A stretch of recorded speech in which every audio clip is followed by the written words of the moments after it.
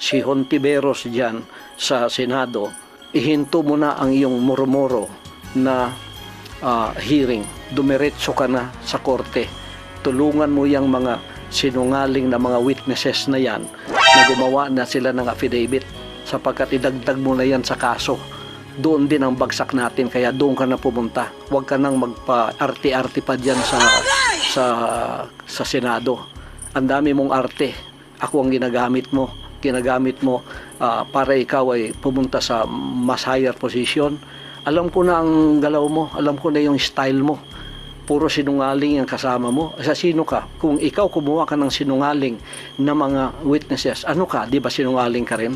Kaya huwag ka na mag-inarte dyan. Pumunta ka na doon sa korte, sapagkat hindi ka naman korte.